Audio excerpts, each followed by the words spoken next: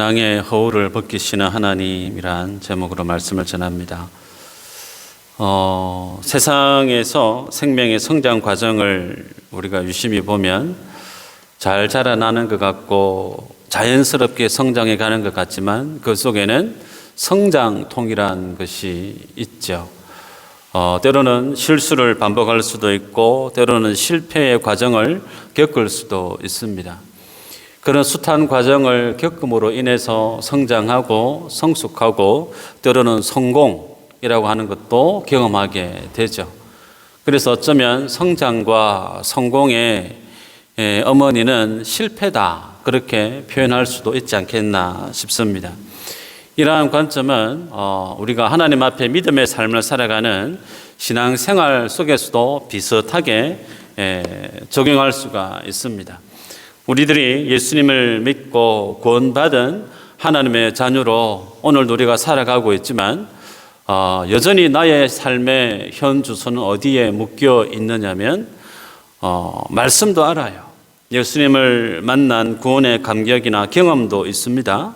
그런데 내 삶을 두렵게 하는 현실을 직면하게 되면 말씀대로 하나님을 인도하시는 그 진리대로 우리의 삶이 선택하고 결정하기보다 인간적인 방편에 더욱더 재빠르게 찾고 눈길을 주는 모습들, 이것이 부끄러운 오늘 나의 모습일 수 있지 않겠나 싶습니다. 그렇지만 그런 과정 속에 있어도 주 안에 거하는 인생은 나를 향한 하나님의 열심과 하나님의 신실하심으로 인해서 끝내는 하나님이 기뻐하시는 그 구원의 모습으로 우리를 인도하실 줄 믿습니다. 오늘 본문도 이러한 맥락 속에 하나님이 일하시고 있는 것을 볼 수가 있습니다. 잠시 지난 시간에 말씀을 나눴던 것을 한번 기억했으면 좋겠는데요. 지난 시간에 모세는 황금 송아지 우상 사건을 통해서 이스라엘 백성들을 향해 진멸하려고 하셨던 그 하나님의 모습 앞에 2차로 중보 기도했던 모세의 기도의 내용을 살펴봤죠. 하나님 앞에 간절히 생명책에 자신의 이름을 지울지라도 이스라엘 백성들을 용서해 주십시오 라고 간절히 모세가 기도했음에도 불구하고 하나님은 모세의 기도를 거절하시죠. 거절하시는 수준을 뛰어넘어서 이스라엘 백성들이 범한 그 모든 죄에 대해서 하나님은 보응을 하시겠다, 그렇게 언급하시지 않았습니까? 그러한 모습들 속에서 성경이 보여주고자 하는 구원의 맥락 속에 그 의도는 무엇이었던가?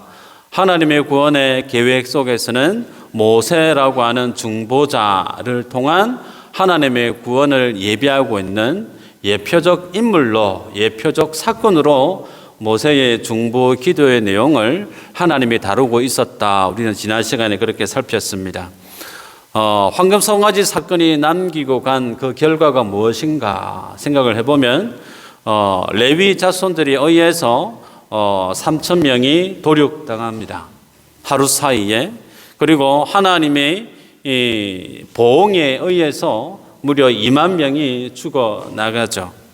고린도전서 10장 8절에 오늘 출애굽기에는 없지만 하나님이 바울의 입을 통해서 황금 송아지 사건으로 죽어나간 인생이 2만 3천 명이다 라고 고린도전서 10장 8절에 언급하고 있죠.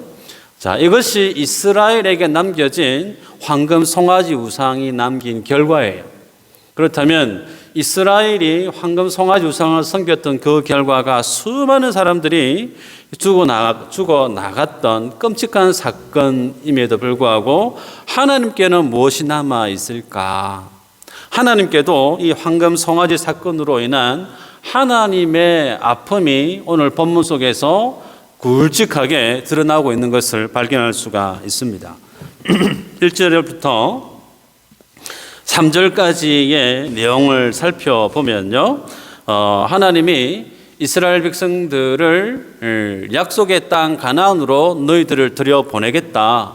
너희들이 정말 원했던 그 땅으로 내가 너희들을 인도해 드리겠다라고 하는 땅에 대한 가나안 입성에 대한 하나님의 말씀이 선포되어지죠. 그래서 이 말씀까지만 보면 하나님이 이스라엘 백성들에게 축복의 말씀을 주시는구나. 우리에게 젖과 꿀이 흐르는 그 땅을 이제 우리에게 주시는구나.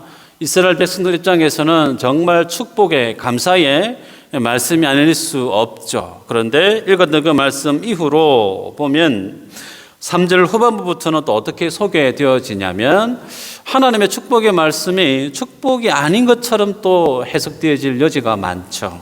말씀을 보면 3절 후반부에 나는 너희와 함께 올라가지 아니하리니 너희는 목이 곧은 백성인즉 내가 길에서 너희를 진멸할까 염려함이라. 그렇게 말씀을 해요. 하나님께서 주의 사자를 통해서 이스라엘 백성들 앞에 보내서 그 땅에 살고 있었던 가나안의 원주민들을 다 쫓아보내고 이스라엘 백성들로 하여금 그 땅에 정착해서 살게끔 하나님이 조치해 주겠는데 그러나 너희들이 그 땅에 들어갈 때 나 여호와는 너희와 함께 가지 않겠다. 그렇게 말씀하는 걸 본문을 통해 볼 수가 있죠. 분명히 하나님이 땅을 주신다라고 하는 축복의 메시지임에도 불구하고 하나님은 나는 너희와 함께 가지 않겠다라고 하는 메시지 때문에 이 말씀이 축복인지 저주인지 헷갈릴 수가 있습니다. 이스라엘 백성들의 반응이 4절에 소개되죠. 백성이 이 준엄한 말씀을 듣고 슬펐다는 거예요. 그리고 한 사람도 자기의 몸을 단장하지 아니했다. 그렇게 성경이 기술하고 있습니다. 자, 한번 생각을 해보시면 광야에 살고 있는 그들 입장에서 그들에게 처음에 출애굽을 주님이 약속하시면서 이끌어내 주셨던 약속의 메시지가 가나안 땅, 믿음의 족장들에게 주리라 했던 그 땅에 너희들 인도해 드리겠다. 정말 가슴 부풀게 하는 하나님의 말씀이죠. 듣고 싶었던 축복의 말씀 아닙니까?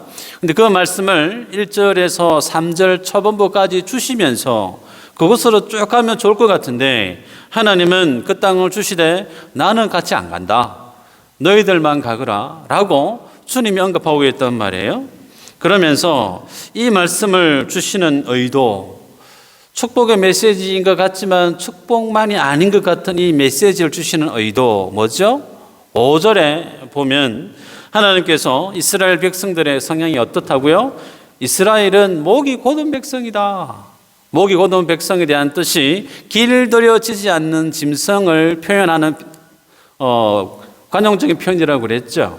하나님의 말씀 앞에 순응적인 이스라엘이 아닌 말씀이 증거되어져도 자기 고집대로 살아가고자 하는 동물을 빗대어 목이 곧다라고 했는데 마치 이스라엘 백성들이 그렇다는 거예요. 그러면서 그들을 이끌어가는 과정 속에 계속해서 뿜어져 나오는 그들의 죄성으로 인해서 하나님이 그들을 진멸할 수밖에 없다는 거예요. 마치 그와 같아요. 어린 양의 죽음을 통해서 구원을 얻습니다. 홍해를 건너는 하나님의 세례를 경험합니다. 시내산에 도착해서 하나님과 독대하는 시내산 만찬을 경험하지 않습니까? 하나님과 시내산 피로 맺는 언약을 맺어요. 하나님의 십계명의 말씀을 받지 않습니까? 구원받은 인생이란 말이에요. 구원받은 인생이고 그들에게 주어진 하나님의 말씀이 있음에도 불구하고 그들의 삶의 내면에는 지금 어떻다는 거죠? 여전히 목이 곧다는 거예요. 지식으로 하나님의 말씀, 진리, 그들이 눈에 보였던 하나님이 어떠한 분인가에 대한 지식이 경험으로 내재되어 있음에도 불구하고 그들 내면 속에는 무엇이 여전히 살아있느냐면 하나님의 말씀과 정반대로 서 있는 죄를 향한 죄악된 본성이 여전히 살아있는 그들의 모습, 그 모습을 함께 주님이 보면서 가나안 땅을 동행하다 보면 죄를 소멸하시는 하나님께서 그 죄를 심판할 수밖에 없기 때문에 이스라엘은 가는 도중에 다 진멸당할 수 있다. 그래서 나는 같이 안 간다. 그렇게 주님이 말씀하는 걸 볼 수가 있습니다. 이러한 본문의 내용을 통해서 우리가 크게 바라볼 수 있는 성경의 관점은 이런 말씀을 통해서 주님이 뜻하고자 하시는 의도가 뭔지를 볼 수 있어야 될 뿐만 아니라 그런 하나님의 의도 속에서 믿음의 인생이 우리가 주님 앞에 취해야 될 믿음의 자세가 무엇인지를 발견할 수 있어야 되죠. 자, 그렇다면 본문을 한번 들어가 볼까요? 성경은 1절부터 하나님의 마음이 이스라엘 백성들의 황금 송아지 사건 때문에 얼마나 상해 있는지를 표현하고 있습니다. 1절에 보면 너는 네가 애굽 땅에서 인도해낸 백성이라고 표현하고 있죠. 어떤 백성이라고요? 누가 인도해냈다고요? 모세 네가 인도해낸 내 백성이다. 그렇게 언급하고 있습니다. 이스라엘의 출애굽의 주체자가 모세니다라고 하나님이 지금 언급하고 있는 것을 볼 수가 있죠. 우리들은 앞서 32장에 보면 황금 송아지 우상 숭배를 한창 하고 있는 그 순간에 시내산 꼭대기에서 하나님과 독대하고 있는 모세에게 주님이 주시는 말씀 7절을 보면 네가 애굽 땅에서 인도하여 낸 내 백성이 부패했도다 그렇게 언급하는 걸 보았습니다. 이스라엘 백성이 누구 백성이라고요? 하나님의 백성이 아닌 네 백성이다. 네 백성이 부패했다. 그렇게 지난 시간에도 우리가 보았고 오늘도 마찬가지예요. 하나님께서 출애굽을 했던 그 주체자가 누구라고 앞서 선언했었느냐면 말씀을 보면 19장에 보면 시내산에 도착해서 모든 백성들 앞에서 하나님이 이렇게 표현을 하십니다. 19장 4절에 내가 애굽 사람에게 어떻게 행하였음과 내가 어떻게 독수리의 날개로 너희를 업어 내게로 인도했음을 너희가 보았느니라. 마치 독수리가 날개를 업어서 새끼를 옮겼던 것처럼 너희를 출애굽을 시켰던 장본인이 나 여호와 하나님이야 라고 19장에서 언급했던 내용을 우리는 보았죠. 다시 기억을 떠올려 볼까요? 뿐만 아니라 하나님은 19장에서 계속해서 출애굽을 하셨던 하나님의 계획과 목적을 그대로 드러내셨죠. 너희가 내 말을 잘 듣고 내 언약을 잘 지키면 너희는 나에게 있어서 거룩한 나라가 되고 제사장의 나라가 되고 내 소유가 되고 그러한 모든 백성들 중에 내 소유가 되게 할 것이다 라고 주님이 분명히 19장에서 출애굽을 하셨던 하나님의 목적과 이스라엘을 향한 하나님의 그 계획을 언급하셨습니다. 출애굽에 대한 하나님의 계획이 마치 이와 같았는데 오늘 본문에서는 하나님이 이스라엘 백성이 내 백성이 아니고 모세 네 백성이다 라고 언급하고 있단 말이에요. 이걸 통해서 뭘 드러내고 있죠? 하나님이 지금 이스라엘 백성들 때문에 마음이 상했다는 거예요. 마음이 불편하다는 겁니다. 자, 성경은 더욱더 노골적으로 하나님이 어느 정도로 마음이 상하시는지를 언급하죠. 2절 이후로 보면 하나님께서 이스라엘 백성들에게 약속한 그 땅을 너희에게 들여보내줄 텐데 그 방법은 주의 사자를 통해서 그 땅에 사는 사람들을 다 쫓아내고 그렇게 너희들을 인도해 드리겠지만 나는 같이 따라가지 않겠다. 동행에 대한 거절의 의사를 분명히 밝히고 있습니다. 우리들은 앞서 성막에 대한 내용을 참 많이 길게 보지 않았습니까? 하나님께서 성막을 만들어라라고 했던 그 목적이 뭐였죠? 기억나시죠?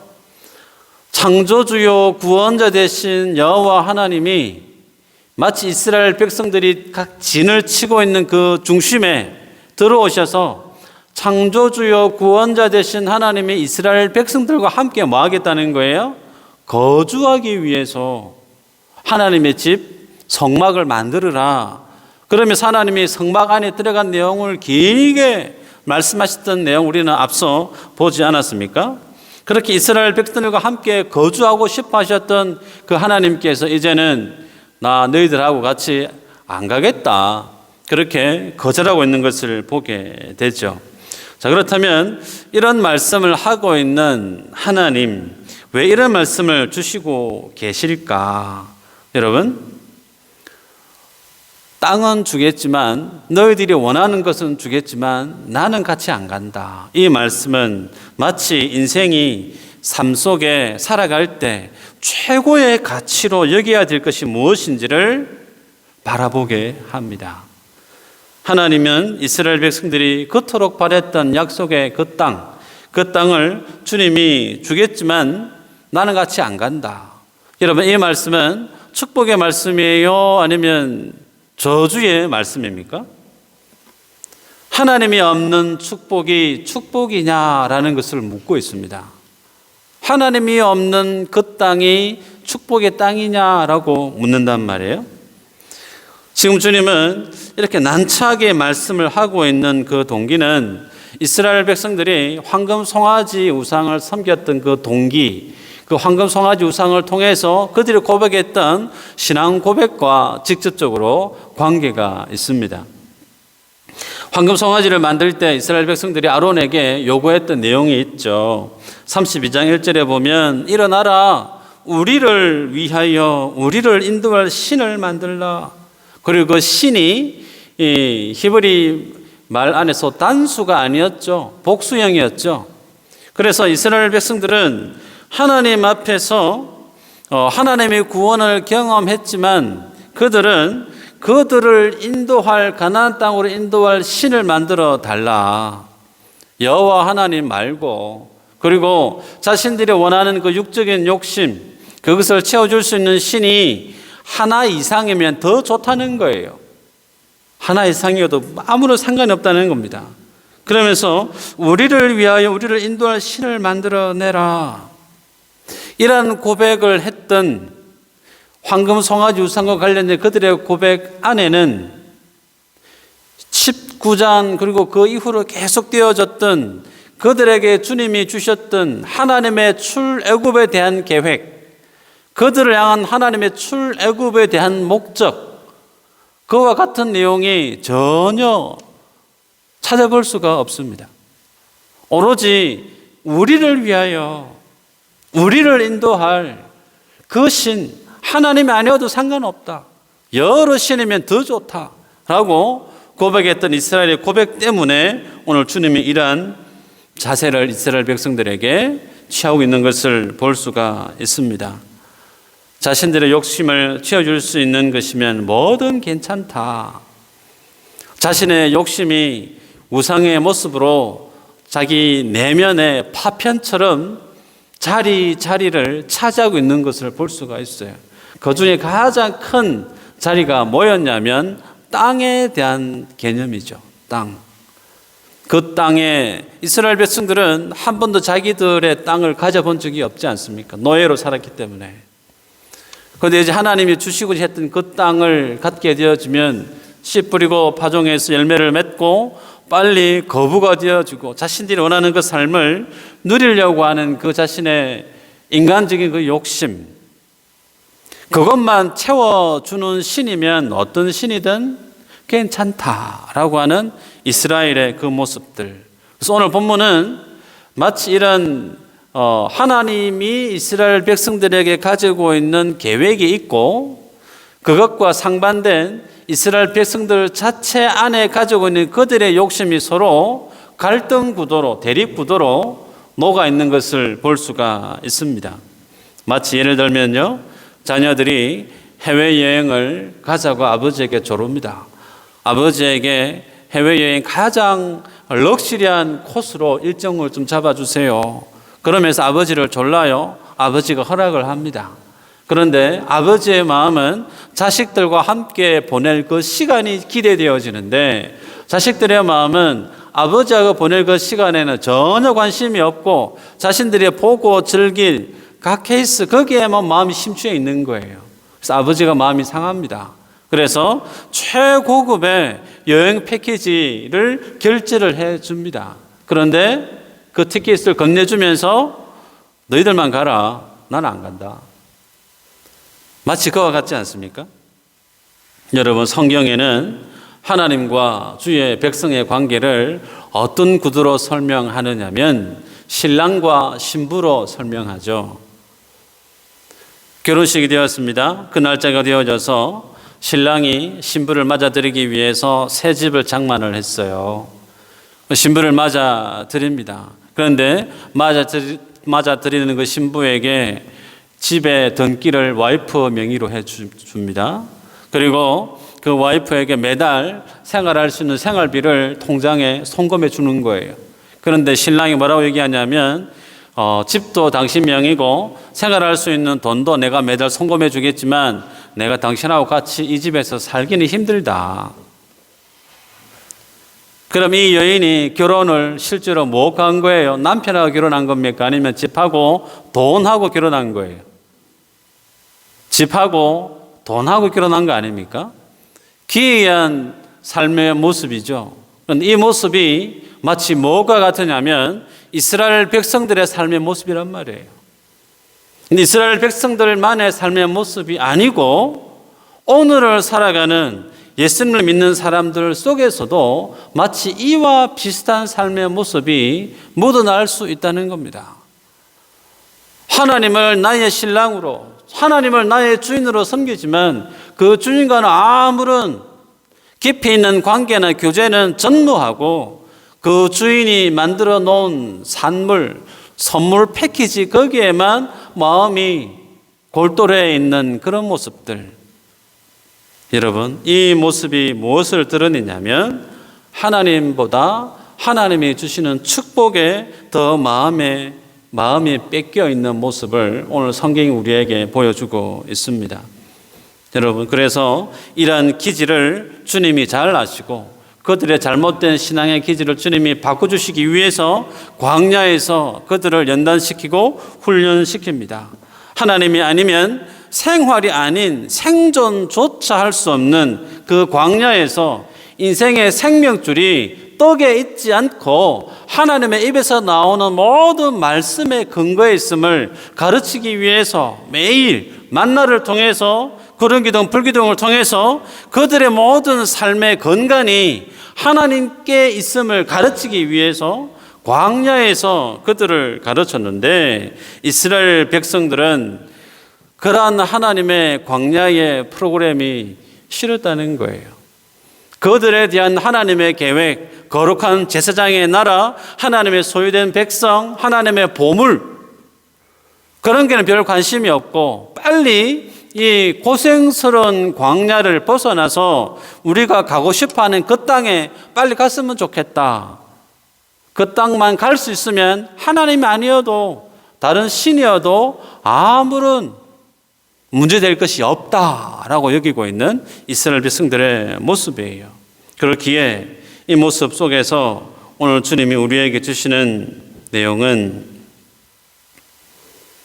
내 안에 있는 욕심과 나를 향한 하나님의 계획이 갈등하고 대립하고 있는 것처럼 오늘 내 안에도 동일하게 나를 향한 하나님의 계획이나 나를 향한 하나님의 뜻보다 내가 정한 나의 욕심과 내가 설정한 나의 기대치에 더욱더 내 마음이 거기에 집중해 있는 것이 아닌가.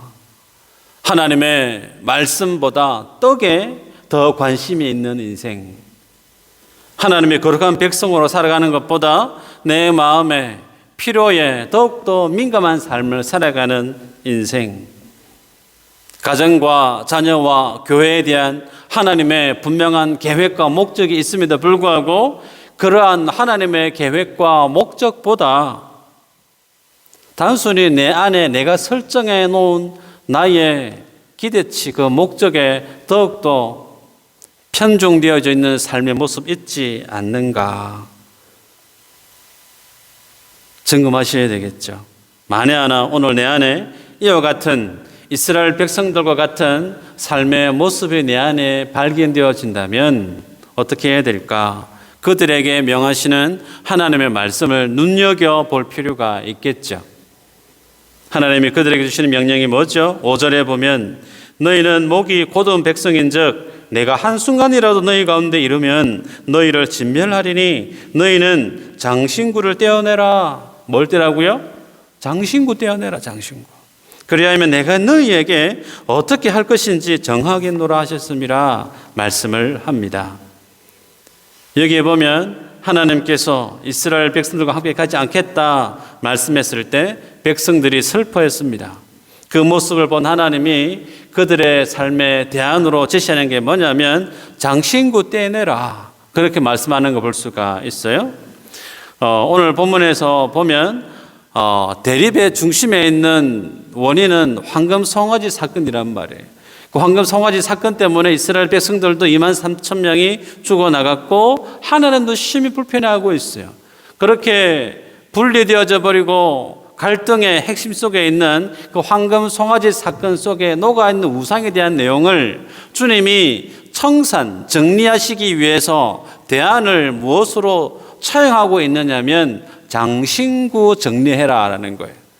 장신구 떼내면 하나님이 그 다음에 관계를 어떻게 할 것인지 너희들에게 알려주겠다 말씀하고 있죠. 그래서 인생과 하나님 사이의 갈등 구조 속에 있는 그 문제를 해결하기 위해서 하나님은 장신구에 대한 내용을 언급하시기 때문에 이 장신구가 가지고 있는 영적인 의미가 상당히 크겠다라는 것을 좋게 짐작할 수 있죠. 자, 그러면 오늘 성경에서 말씀하시는 장신구가 가지고 있는 영적인 의미가 이스라엘의 역사 속에 어떻게 표출되어졌는지를 볼 필요가 있습니다. 성경에 보면 창세기 35장에 야곱의 딸 디나가 세겜성에서 강간을 당하죠. 성폭행을 당합니다. 그 사건으로 레위와 시몬을 중심으로 해서 세겜성 사람들을 아예 도륙해 버리죠. 피바다를 만들어 버립니다. 그리고 나서 그 사건이 종족 간의 전쟁으로 확전되어져 버리죠. 야곱이 너무 두려워 떱니다.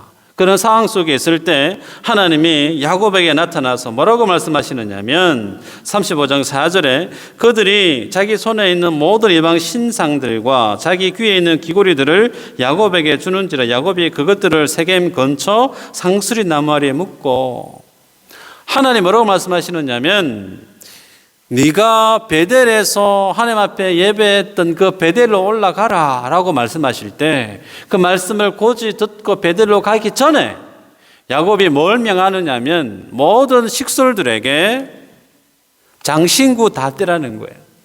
장신구 다 모집해가지고 상수리 나무 밑에 땅 파고 묻었다는 거예요. 그리고 나서 말씀 의지해서 베델로 올라가는 내용이 창세기 35장에 기술되어지는데, 정말 야곱이 그 모든 식솔들의 장신구를 다 정리하고 땅에 묻고 난 이후에 성경은 무엇으로 표기하고 있느냐면 하나님께서 그 고을 주변의 모든 사람들의 마음을 두렵게 했다 기록합니다. 그래서 어느 누구도 야곱의 그 식솔들을 추격하는 이가 없었다.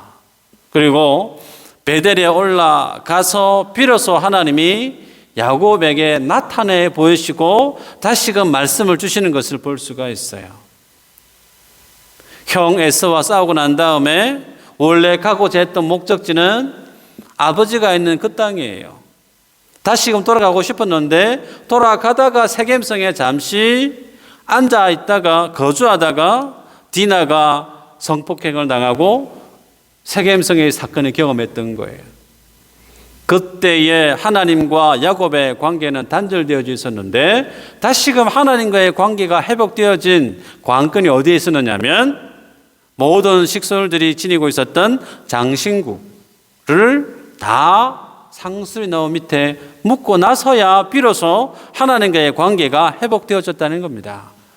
그러면 이스라엘 백성들이 지니고 있었던 그 장신구 안에는 뭘 뜻하고 있느냐? 모든 이방 신상, 우상을 섬겼던 내용에 대한 표현들, 상징적인 도구들이 뭐였다는 거예요?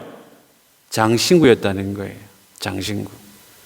자기 내면 안에 우상을 섬기고 있다라고 하는 것을 표현하는 것이 뭐였느냐면 몸에 부착하고 있었던 장신구라는 겁니다.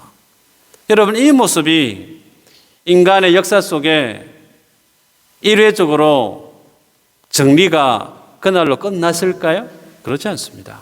성경에 보면 여호수아서 24장 15절에 보면 노년에 여호수아가 자신의 삶을 마감하기 직전에 이스라엘 백성들에게 요구하죠. 만일 여호와를 섬기는 것이 너에게 좋지 않게 보이거든 너희 조상들이 강 저쪽에서 섬기던 신들이든지 또는 너희가 거주하는 땅에 있는 아모리 족속의 신들이든지 너희가 섬길 자를 오늘 택하라. 오직 나와 내 집은 여호와를 섬기겠노라. 여러분, 이 시기는 출애굽을 하고 가나안 땅을 정복한 시기입니다. 그죠? 그런데도 여전히 그들 속에 뭐가 있었다는 거예요? 이방 신들을 섬겼던 그 마음이 그대로 있었다는 거예요. 하나님을 모르는 이들이 아닙니다. 하나님의 말씀을, 진리를 모르는 게 아니에요. 하나님의 말씀을, 율법을 그들 눈앞에 보이는 하나님의 말씀으로 대면하고 있었음에도 불구하고 여전히 인생 속에는 뭐가 같이 있었다는 거예요? 우상이 함께 있었다는 겁니다. 그래서 여호수아가 예수님, 하나님을 선택할래, 우상 선택할래? 정해라. 이러한 모습들 이사야 3장에서도 그대로 드러납니다. 이스라엘이 멸망하기 직전까지 여전히 그들 속의 우상이 그들 내면의 삶의 중심에 뿌리 깊게 자리하고 있었던 모습을 성경은 계속해서 고발하듯이 덜쳐냅니다. 이 모습에 대해서 예수님이 결정적으로 종지부를 어떻게 찍으시는가? 마태복음 6장 24절에 예수님이 인생은 두 주인을 섬길 수 없다 그랬으면서 하나님과 재물을 겸해서 섬길 수 없다 그렇게 말씀하시죠. 생명과 의복과 음식, 인생의 절대 가치인 이 의식주, 그것은 돈에 달려있는 게 아니고 하나님께 달려있다. 그리고 인생이 하나님과 돈을 선택하는 그 결정적인 근거는 어디에 있느냐면 믿음에 있다라고 마태복음 6장에서 예수님이 정리해 주십니다. 성경은요, 창세기에서부터 드러나고 있는 인생 본연의 그 가슴 속에 움트고 있는 우상 숭배에 대한 그 모습이 종국에는 무엇으로 드러나냐면 재물에 대한 욕심으로 드러나요.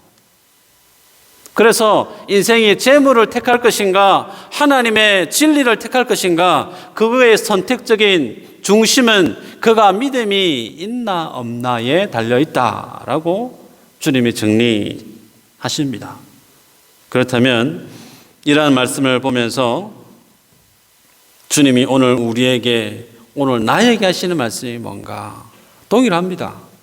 내 안에 있는 장신구 정리해라, 떼내라 라고 말씀합니다.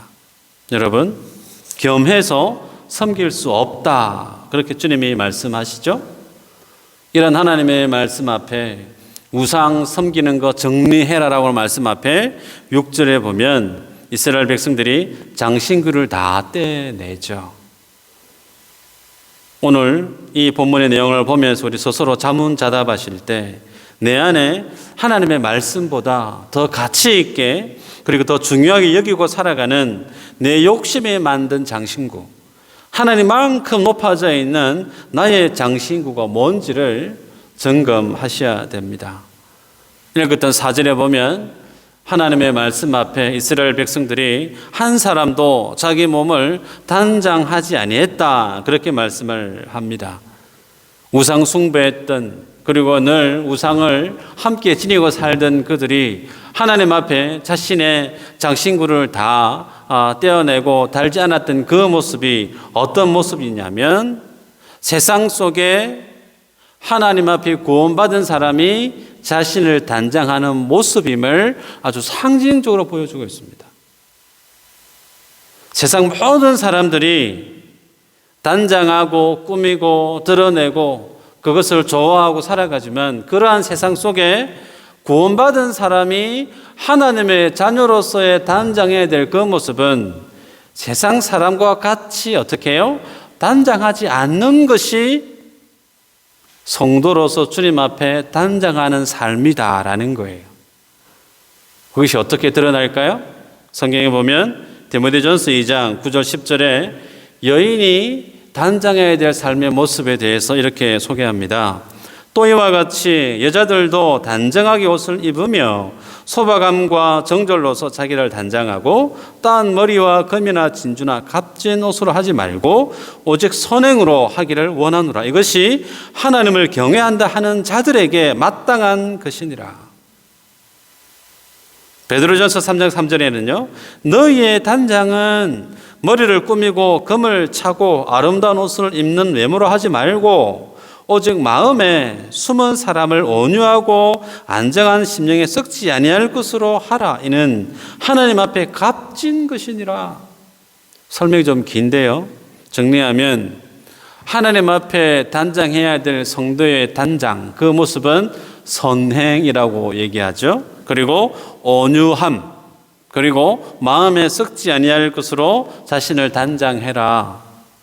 쭉 풀어놓았습니다. 이걸 한마디로 압축해버리면 뭐와 같으냐면 신랑 대신 예수님 앞에 신부된 교회가 할 최고의 단장은 그 신랑이 입혀주는 의의 옷이라는 거예요. 의의 옷.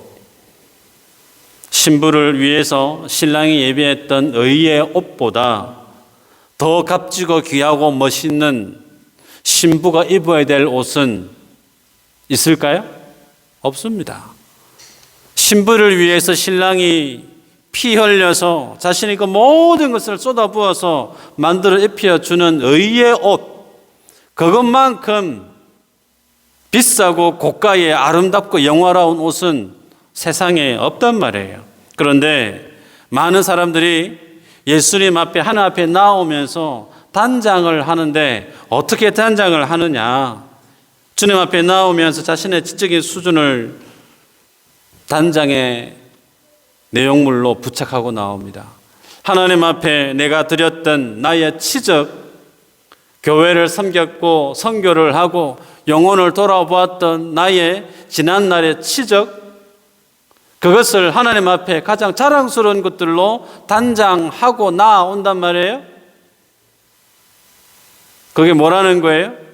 하나님의 의의 옷을 가리는, 예수님이 입혀주셨던 의의 옷에 불필요한 것들을 덕지덕지 붙이고 나온다는 겁니다. 우리들은 그것을 내가 젊은 날에 드렸던 나의 최고의 헌신입니다, 아주 자랑스럽게 얘기할 수 있을지 모르겠지만, 그것이 최고의 명품입니다라고 자랑스럽게 얘기할 수 있을지 모르겠지만, 영광 중에 계시는 하나님의 눈에 보이는 그러한 성도의 단장하는 모습은 뭐와 같으냐면, 신랑이 입혀주셨던 그 의의 옷은 눈 씻고 잘 보이지 않고 군데군데 덕지덕지 자랑하고자 붙여놓았던 그 모든 단장품은 마치 누더기를 입고 나가는 것과 다르지 않다는 겁니다. 그래서 어떻게 해야 된다는 거예요? 떼야 된다는 거예요. 신랑이 입혀주셨던 의의 옷이 선명하게 원래의 그 모습 그대로 드러날 수 있는 의의 옷만이 주님 앞에 드려질 수 있도록 내가 내 삶으로 붙이고 있었던 모든 그 단장품들, 내가 의로 여겼던 그 모든 것들 다 떼내라는 거예요. 그래서 주님 앞에 나올 때 가장 드러내야 될, 자랑해야 될 그 단장은 예수님이 십자가 위에서 내게 주셨던 그 은혜 외에는 자랑할 것이 아무것도 없다는 겁니다. 말씀을 맺습니다. 여러분, 오늘 주님은 우리에게 내가 소원해야 될 그 소원이 무엇인지를 묻습니다. 하나님이 없어도 돈만 많으면 축복일 수 있는가? 하나님이 없는 가정이라 할지라도 무조건 큰 아파트에 살면 축복이라 할 수 있는가? 세상이 부러워하는 그 모든 길을 간다 할지라도 주님이 동행하지 않는 그 인생길이 과연 축복이라 할 수 있는가?